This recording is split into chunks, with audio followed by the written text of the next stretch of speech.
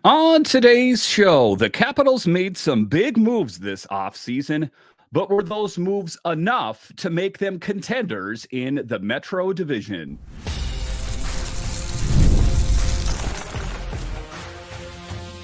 Your Locked On Capitals, your daily podcast on the Washington Capitals, part of the Locked On Podcast Network. Your team every day.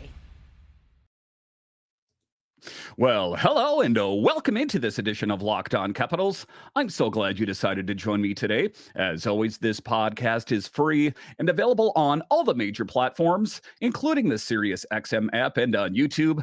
And I want to thank you for making this your first listen each and every day. My name is Dan Holme. I've covered the Capitals for the last 3 seasons for Locked On and various other outlets before that. I'm also the host of the weekly show called The Capitals Minutecast, available wherever you find your podcasts. You can find me on Twitter. It's at DanCaps218. You can find the show on Twitter. It's at Locked On Caps.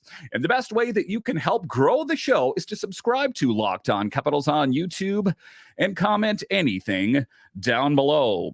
Today's episode is brought to you by our friends at FanDuel. Place your first $5 bet and you'll get started with $200 in bonus bets guaranteed.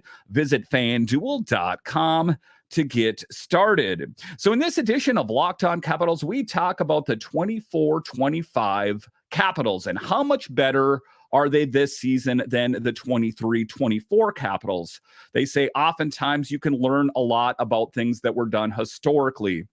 You take a look at the Capitals the season before and the offseason before, they didn't do a lot of moves to help fix this team. I'm talking about the addition of Pacioretty and Joel Edmondson, 2 moves that didn't yield a big result, and ultimately one of the reasons why the Capitals were eliminated in short order. We'll talk about that. A little bit later, we'll talk about improvements in offense and contrast it from the year before. A little bit later, I will do the same thing on defense. The blue line, it's some big additions that were made this offseason.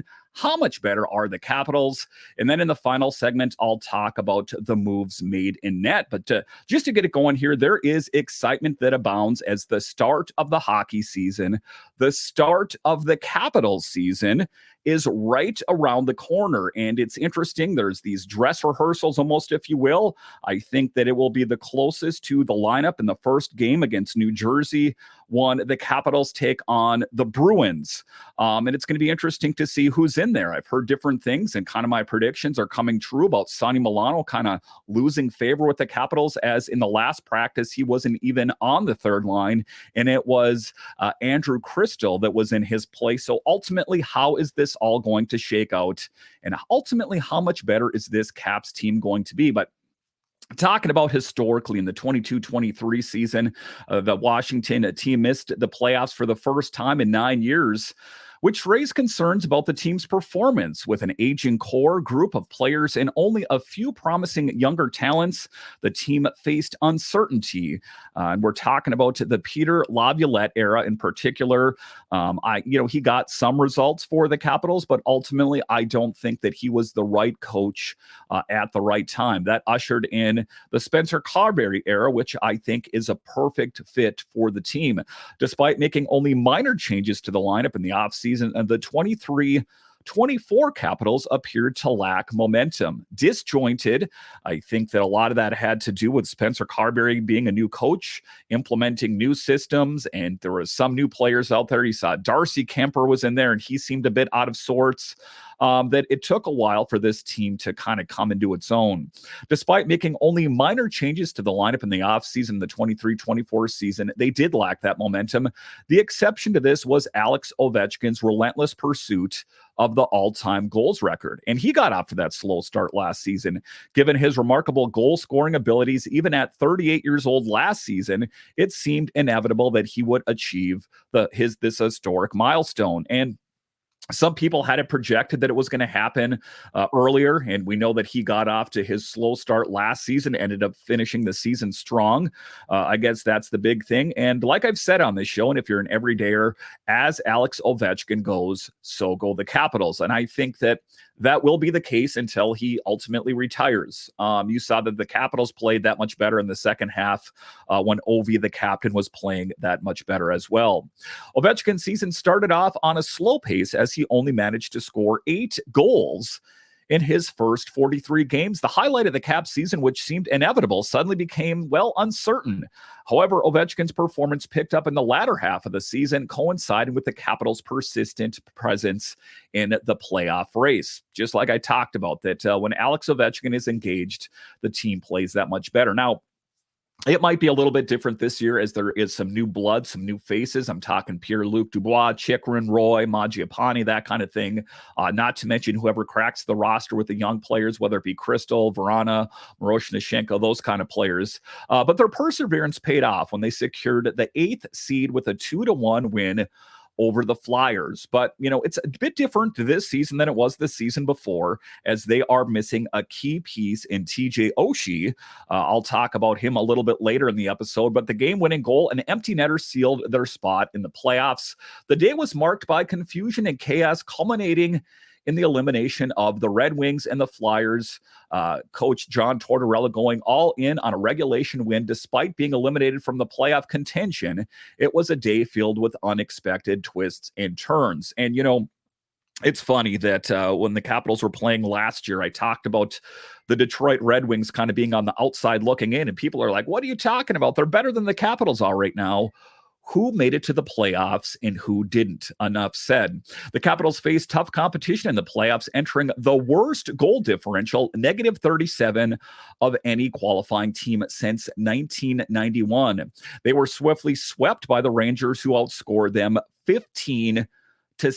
So it was a bittersweet moment. The Capitals making it to the playoffs was a victory, but being swept definitely left a sour taste in all of the fans' mouth.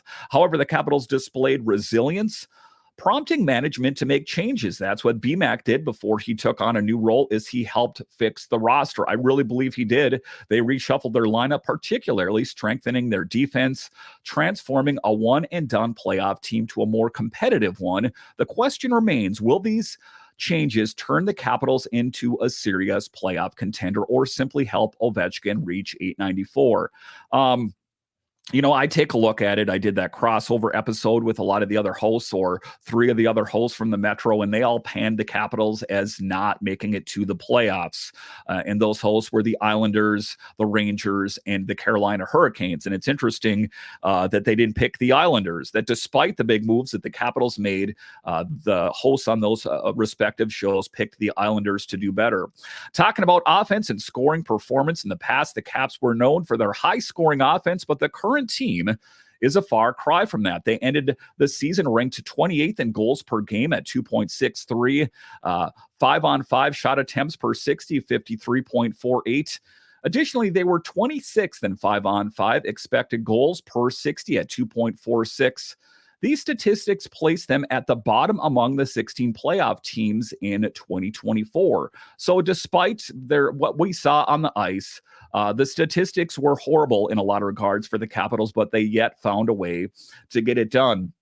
Their power play was the only aspect of their offense that showed some promise, but even that ranked only 18th in the league at 20.6%. So we take a look at it. That's the biggest thing, is I want to get a good look at this team this year and see how much better they are. Even in the goal scoring department, that would be huge. It's no surprise that the team's overall lack of scoring also translated into the players' individual scoring performances. Dylan Strome was the team's top scorer with just 67 points.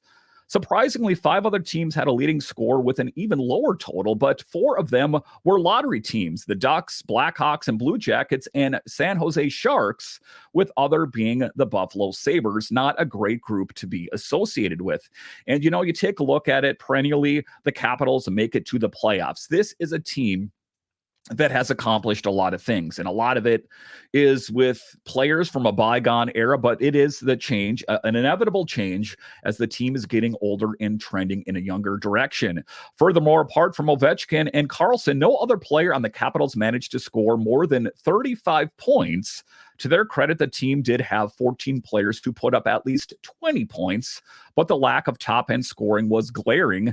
It's worth noting that even Ovi's offseason for goals, he still led the team in goals and was the only player to score 30 goals, while Strome 27 and Mantha 20 managed to score at least 20 goals each. And it's interesting that we were able to see that resurgence from Anthony Mantha, even in a contract year. It's going to be interesting to see if that, how he fares with the Flames. It seems like the team needs to boost the offense this season, but the new additions, they don't guarantee that. These are the risky moves that former GM BMAC said. Dubois has reached 60 points 3 times with a career high of just 63.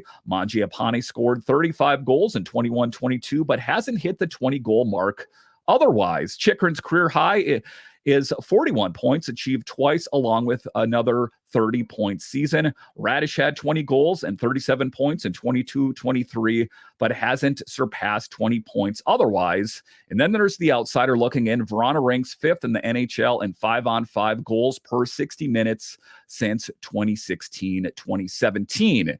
But hasn't had the opportunity to translate that to a big team, as we know that he has struggled. We know the subtractions from the team, that this team doesn't have Max Pacioretty anymore, TJ Oshie, or Nick Backstrom. So it is going to be up to the new young faces of the team to help transition this team in a better direction. Hoping for better hockey, hoping for better from the Capitals. All right, so coming up here straight ahead, we'll talk about the defense and the big additions that were made to this team. Were those moves enough? I'll talk about that straight ahead.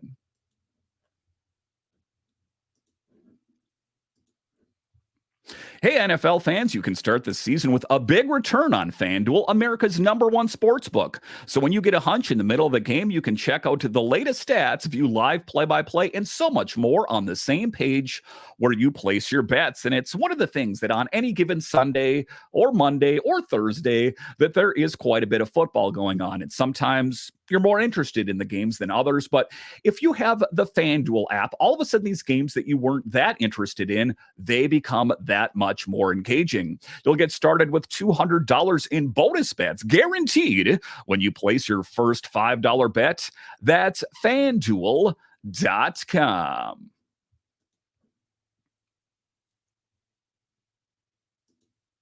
All right, welcome back into this edition of Locked On Capitals, part of the Locked On Podcast Network, your team every day. Make sure and join the Locked On Capitals Insiders. There is a link in the show description. All right, in this next segment here, there was a lot of change that took place around the Capitals. In the first segment, I talked about the forward lines, but there was also big additions on the blue line and also some question marks about ultimately who is going to crack the roster for the blue line. And the big additions, of course, was Chychrun and Roy, and then kind of the outsiders that are vying for jobs. I'm talking Dylan McElrath, Alexiev, those kind of players. What is the blue line going to look like, and how much better is the Capitals defense going to be, as we know that John Carlson cannot do it all?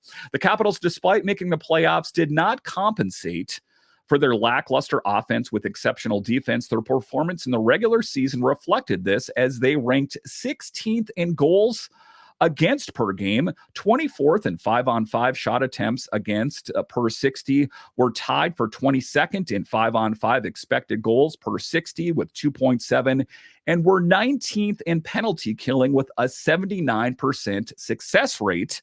While their defense stats were not as poor as their offensive stats, there is still room for significant improvement. And I think we will see that in a couple different regards. I think that Chychrun is a good defender, but he also has a good offensive flair. You take a look at the addition of Matt Roy, more of a stay-at-home defenseman, but a guy that really played a huge role for the Kings. The Capitals pushed all their chips in on him, and I think he is going to be a superb addition to this team. And like I talked about off the top of this segment, is the players that are vying for jobs on the blue line. I'm talking Alexiev, and I'm talking Dylan McElrath, those kind of players that it's going to be interesting to see. Not to mention Ethan Bear. In a lot of ways, I have already kind of thought to myself that he probably will not be on the Capitals this season.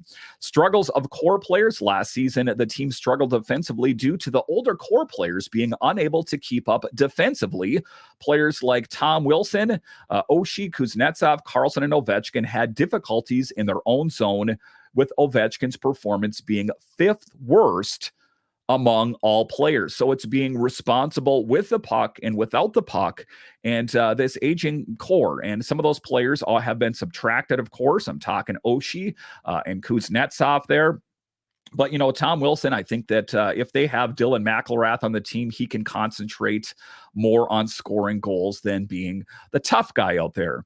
But it wasn't all negative here, Capitals fans. I don't mean to make it sound like that. There were positive performances. The Caps saw some positive performance from several returning players like TVR, Faravari, Alexeyev, Dowd, and better performances from Milano, Protas, and Dylan Strome, all demonstrating their ability to hold their own defensively. It's not just up to the blue liners to play sound defensively. The offensive players need to step up as well, and we saw more of that from Dowd, Milano, Protas, and Strome. And you take a look at Faravari. I think that when he's fully engaged, he is a bit of a bull in the china shop as well, leading the team at many points in hits on the Capitals. However, Faravari and Strome were the only ones to log significant ice time, indicating the team relied heavily on its defensive depth. And that is, I think, that what overtaxed John Carlson. And he does that on any given night. He doesn't complain. He goes out there and goes about his business, but it can't, rest squarely on his shoulders. We're hoping that the forwards play more sound defensively. We hope that the blue liners really are that brick wall that no one's getting by us, and that we have a stout netminder that I'll talk about in the final segment that can really help this team achieve great things. But let's talk about those additions and how they will improve the team. While the team's offensive additions may involve some risk, the defensive additions of Roy and Chychrun offer a more reliable source of defensive support. Both players excellent defensively last season, and their presence will provide a strong complement to Van Riemsdyk, Faravari, and potentially Alexeyev. Despite their defensive shortcomings of Carlson and Sandin, the surrounding group should be able to provide them with support. And you take a look at it, Alexeyev could be an option, but I'm kind of picking that Dylan McElrath very well might be that guy that gets a role in the team. Is like the extra skater that when you need some tough in the lineup, that you can kind of crack open a can of McElrath and put him in the lineup. That is what he does very well. Talking about defensive contributions of forwards, the new forwards added to the team last season, it didn't contribute as much defensively. Duhaime, Dubois, Mangiapane, and Verona all had negative defensive GARs. Only Duhaime and Mangiapane made up for it with their offensive performance to have a positive overall impact. But there is still room for improvement defensively for the forward. So, again, positivity. This team looks a lot better. We hope that it can grow. We hope that the offense chips in on the defense as well, and this team is poised for better things. All right, so coming up here after the break here, we'll talk about changes in net and how much better the Capitals will be. I'll discuss straight ahead.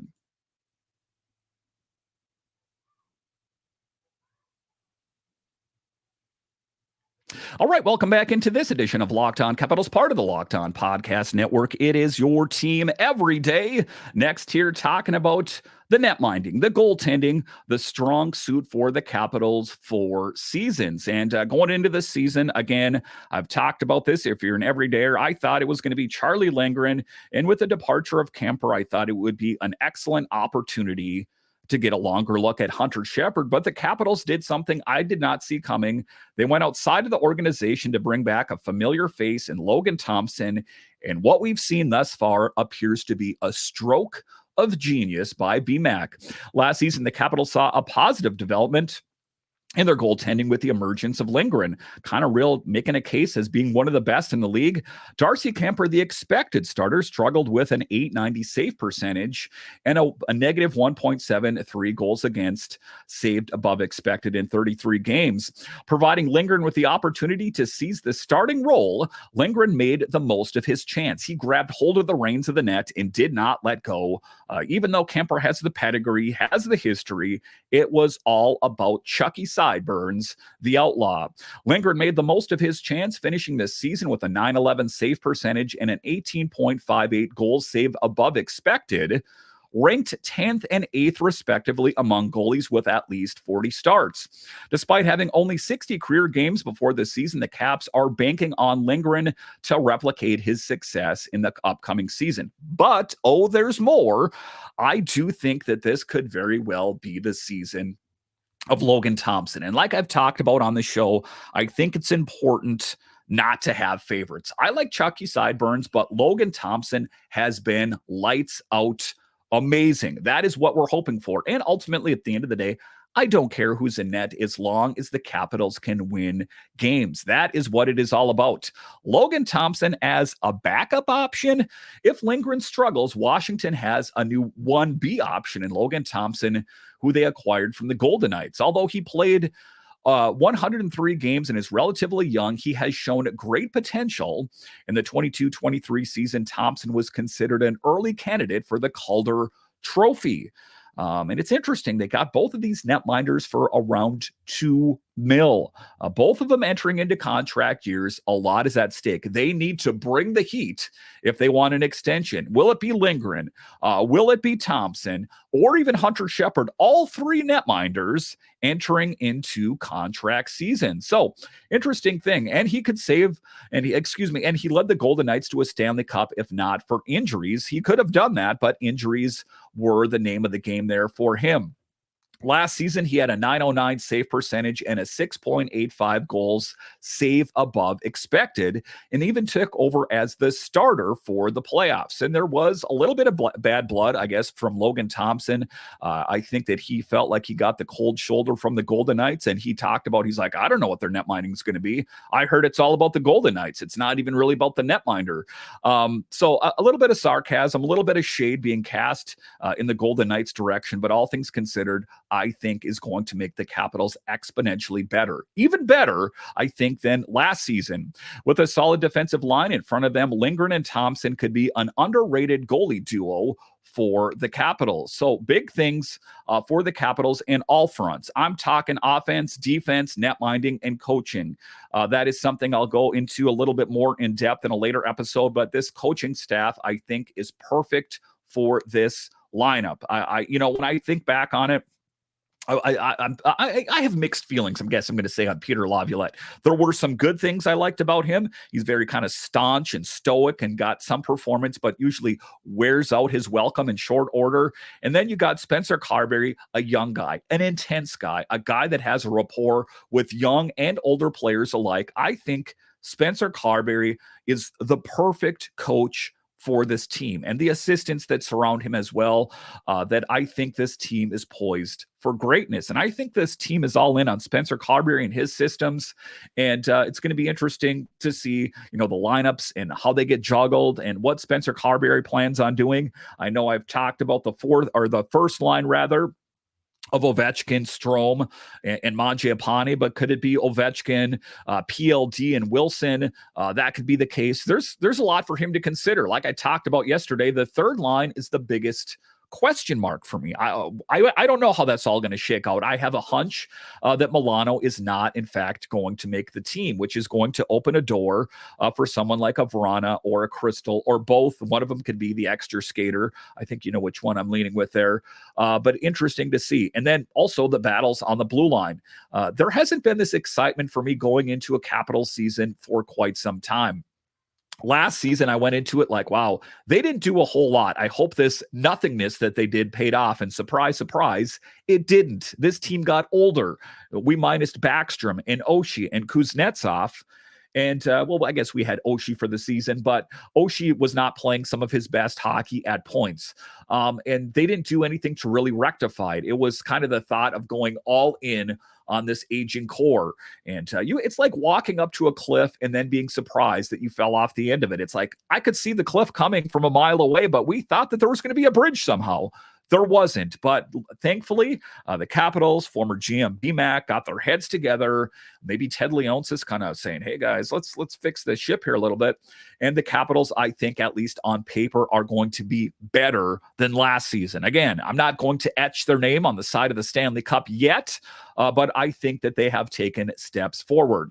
All right, once again, I want to thank you for joining me on this edition of Locked On Capitals and making it your first listen of the day. For your second listen, check out the 2024 NHL season preview on Locked On NHL, a 6-episode series bringing you the best local insight to make you the most informed NHL fan heading into the season. Find Locked On NHL on YouTube or wherever you listen to podcasts. All right, once again, I want to thank you for joining me on this edition of Locked On Capitals, your only daily year-round podcast covering the Capitals. And I want to thank all of you that listen on the audio side and watch this on YouTube. You are ultimately what makes this show successful. All right, once again, I want to thank you for joining me on this edition of Locked On Capitals, and I'll talk to you again next time.